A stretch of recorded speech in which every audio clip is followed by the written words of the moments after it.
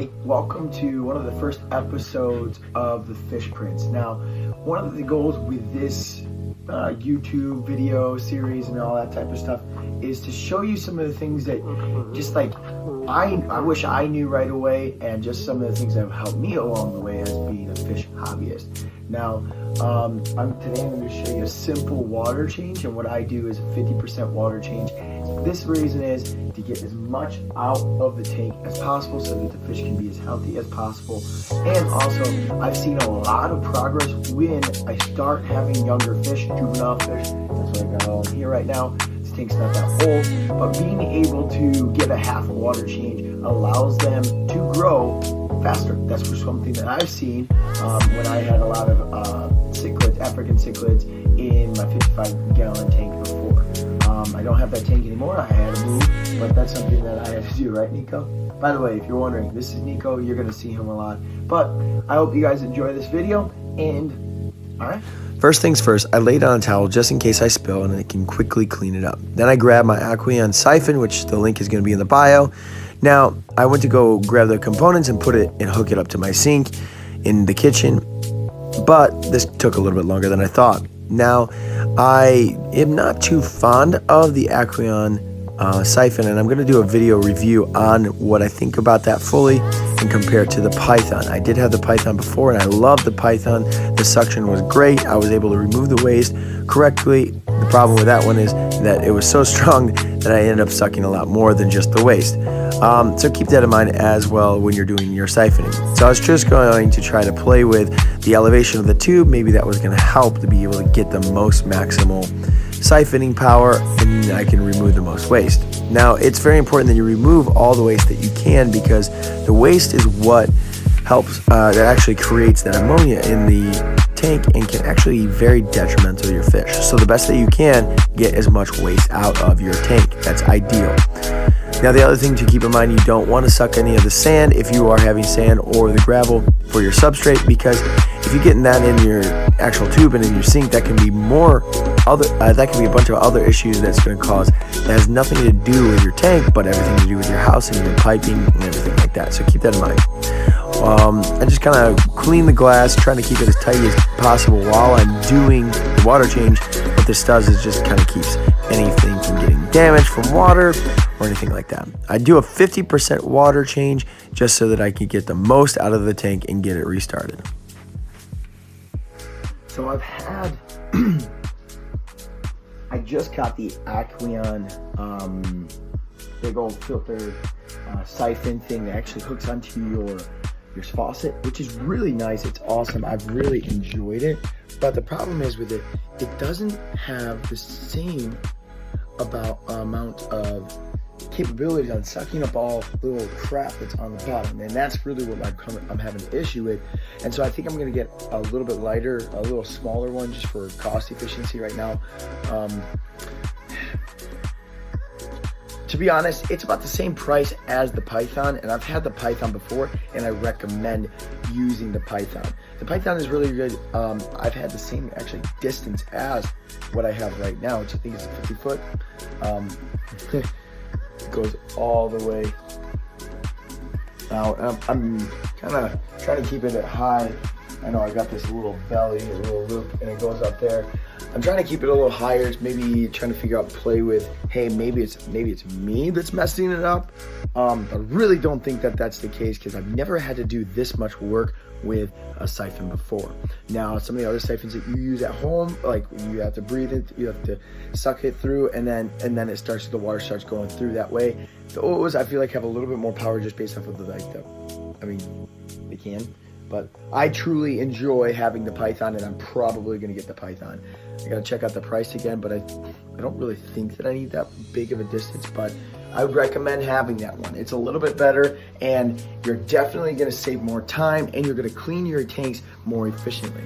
Now, this is also the first true sand tank that I've had. I've had other sand tanks, such as my saltwater tank that I had before, and those always are really tough to clean, and so just keeping that in mind when you do that, you do not want to suck up the sand, because if you do, it's going to get in your sink, then it's just going to go down into your pipes, and then you're going to have issues that has nothing to do with your actual tank.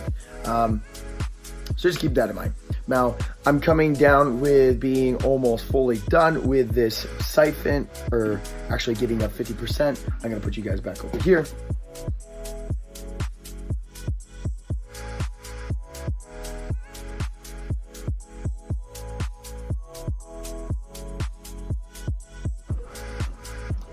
Now, I use TopFin water conditioner, one, because at the moment in time, it was a little bit more, I got a little bit more, if not, I got the same amount for a little bit less, and so that's kind of really what I was going for.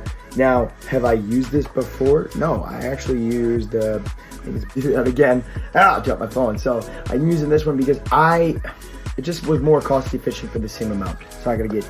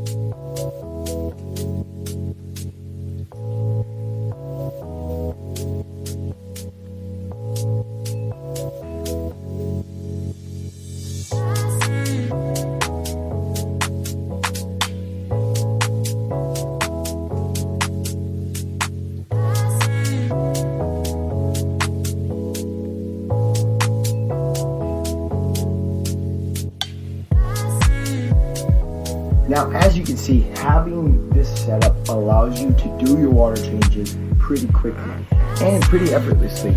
But one of the things that I would recommend is, like I said, having that python. The other thing is making sure that you scrub all corners of your tank with either a sponge.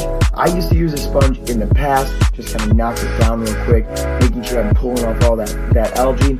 The other thing is too, just checking the filter, seeing how that looks, and making sure that it's all clean. I just did this earlier, so I'm not going to do that again. I did it earlier this weekend, and this is my middle of the week. This is the first time I've really done 2 water changes in a week, and I don't know. We'll see how it goes. I'm trying to play it out, see how it goes with my fish. Obviously, they're going to benefit from it because being in a close spot, in close quarters, and just being able to trying to get rid of the ammonia, the nitrates, and all that type of stuff. The nitrites, I believe. So obviously, they're going to benefit from having water changes twice a week. Now, this is the first time I personally have done it, so we'll see how it goes. I know they will benefit getting rid of some of the waste and all that type of stuff, just kind of keeping that really nice. But the cool thing is, doing this, having it connect to your tap water, it just allows it to be really easy to do. Now, there's other things that some of you guys probably have done.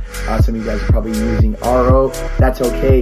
It's not bad. One of the things is just making sure that if your fish that you have, making sure that need a certain hardness or a pH, doing your best to match that. Now, the fish that I have, from where they came from, my pH matches the exact same because we run a little higher in that pH. Now, if you're looking to breed them, I have angelfish. They obviously say that they want them to be a little bit lower to mimic what's going on in the Amazon and that type of stuff, but that's out of here. That's not anything that I'm really focusing on currently. Right now is I'm just trying to get these guys into full adults as fast as possible.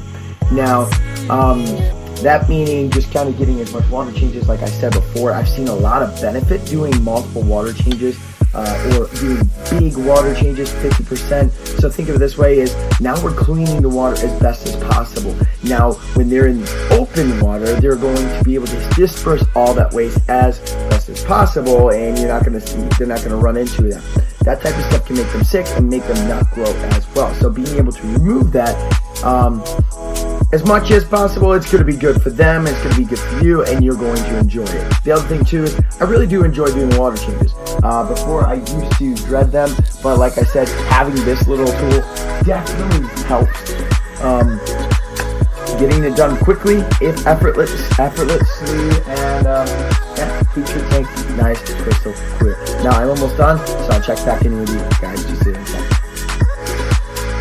From here, I just put on the finishing touches of resetting my filter. I primed it. This one is the TopFin 40-gallon filter, and I found that I needed to prime it every time I've used it. Just put a little bit of water that's in the tank in the filter, just kind of helps start it up.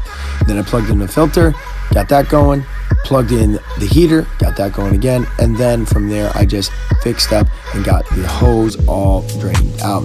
Now, like I said, this is just a simple water change. This is how I do it. Some other people prefer to do it other ways. This is just something I've seen some great success and benefit from it. I hope you had a great time enjoying watching the process, and really the most important thing about this hobby is just having fun and enjoying what you're doing.